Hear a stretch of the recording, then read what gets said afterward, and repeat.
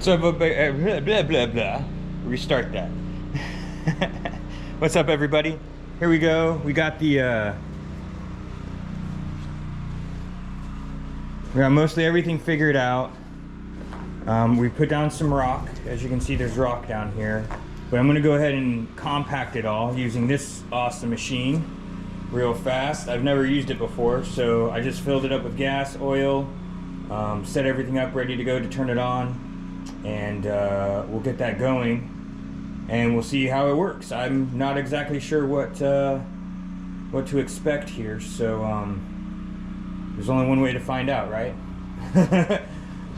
So let's get that going and get this party started.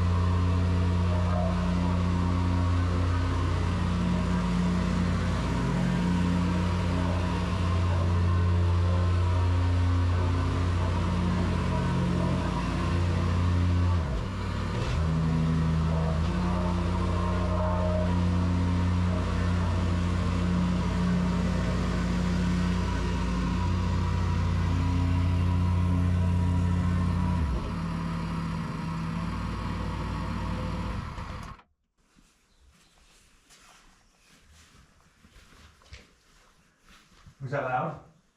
Sort of. So it feels solid as fuck, but every time I turned it, it kept bringing up stuff. So I'm pretty sure we don't have it flat yet. You see what I'm saying? But I don't know if that's a big deal or not. We just get the other one because I can't, and I also can't take it into the corners. Oh my God, that scared me. I was like, how do I get this backwards? That's why this is all messed up. Because I have to slide it back. Need a hand pounder? Yeah, we're gonna need a hand pounder to do the edges. Yeah. Yeah, it feels pretty. Yeah. No.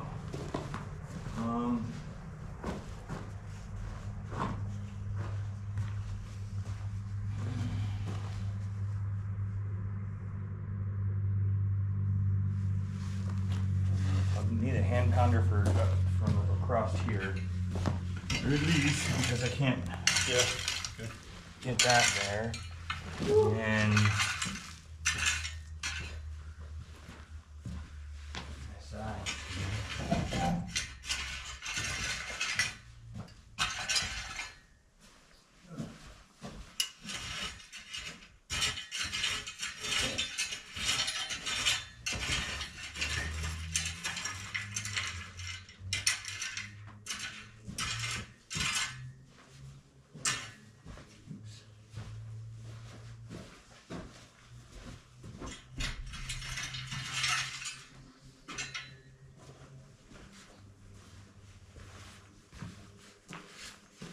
still need to get a lot more rock, I think, for some of the sides. But I'm gonna go ahead and do some of the frame,